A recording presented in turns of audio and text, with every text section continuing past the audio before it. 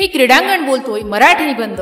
तुम्ही मानवांना बोलताना ऐकलेत, पक्ष्यांना बोलताना ऐकलेत, झाडांना वाजताना पाहिले असेल, पण मी एक क्रीडांगण बोलतोय हे ऐकणे तुम्हाला नवल वाटेल। पण होय, माझ्यातही एक आवाज आहे, एक आत्मा आहे। माझ्या मातीत, माझ्या गवताळ पृष्ठभागात, माझ्या धावपट्टीत कोरल्या आहे हजारो आठवणी, हजारो कहाण्या।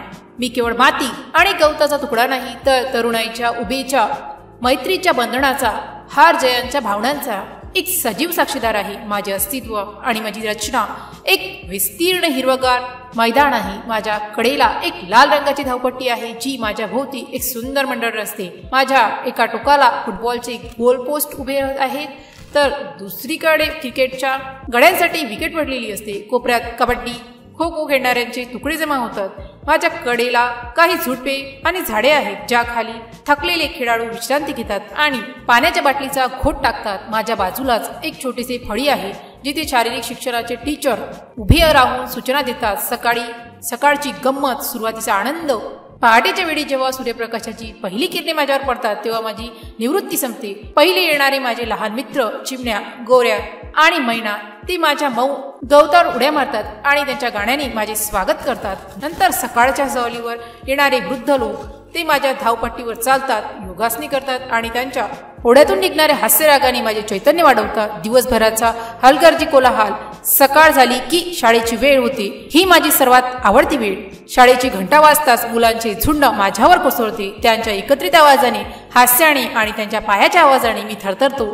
एखादी शर्यत सुरू झाली की तयार, संयमी, चाल या आदेशानंतर धावपट्टीवर पायांची वेगवान आवाज येऊ लागतात। मुलांचे श्वास जोरात सुटतात, प्रेक्षकांचे चेतावणीची घोषणा आणि शेवटी विजेत्याला मिळणारा कठावरीत टाळ्यांचा आवाज, हा सर्व संच मला एक अद्भुत भावनिक अनुभव देतो। फुटबॉलमध्ये बॉल माझ्या गवतावरून वेगाने फिरतो, कधी गोलपोस्टला टक्कर देते, तर कधी मुलांच्या पायाला। क्रिकेटमध्ये चेंडू विकेट्सवर आदळल्यावरचा आवाज, चौकर षटकारीसाठीचे टाळ्या, एखाद्या छान बाळीच्या तालावर सगळ्यांचे एकदम ओह करणे, ही सर्व ध्वनी माझ्या ऐकण्यात येतात। कबड्डीच्या हाका, खो खो मधील खोचा ओरडा, एखाद्या मुलाने केलेल्या चुकीवरून इतरांनी काढलेला हास्य राग, या सर्वातून मैत्री, स्पर्धा आणि सहकार्य या गोष्टी घडत असतात। सांजेची शांतता आणि चिंतन, सकाळ संपते, दुपार संपते आणि सांज होते। शाळा संपल्यानंतर परत एकदा माझ्यावर ओझे पडते। आता येतात ते भागाचे तरुण, ते फुटबॉलचा सराव करतात, क्रिकेट मॅच खेळतात, पण संध्याकाळी हा आवाज वेगळा असतो। तो अधिक गंभीर, अधिक अभ्यासू असतो। नंतर हेही संपते आणि रात्र पसरते, तारे टवटवतात, चंद्र प्रकाशात मी न्हावून निघतो।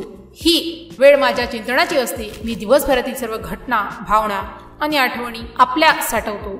माझे दुःख, उपेक्षणाचे क्षण, पण माझे सर्व क्षण सुखाचे नसतात। कधी कधी मला दुःखही सहन करावे लागते।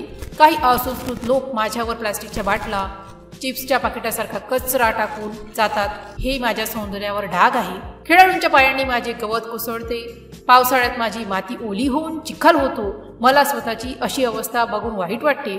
सुट्टीच्या दिवसात किंवा उन्हाळ्याच्या सुट्टीत माझ्यावर कधी कधी कोणी येत नाही, मी एकटाच पडून राहतो। माझे मित्र, पक्षी उन्हामुळे दूर जातात, मला निरुपयोगी वाटू लागते।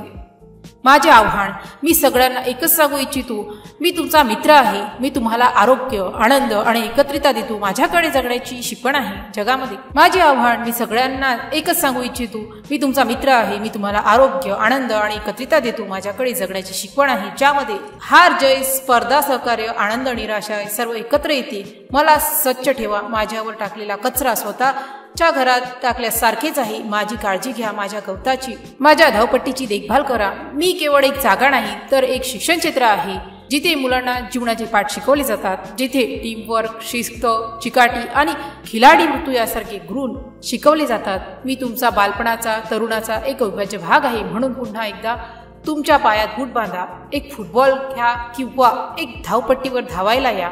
माझ्यावर पाय ठेवण्याचा, माझ्यावर धावण्याचा, माझ्यावर हसण्याचा आणि जगण्याचा आनंद घ्या, कारण मी तुमचा मित्र, तुमचे क्रीडांगण, तुमच्या आठवणीचा साक्षीदार आहे। खेळा, हसा, धावा आणि जगा आणि मला नेहमी आनंदित ठेवा।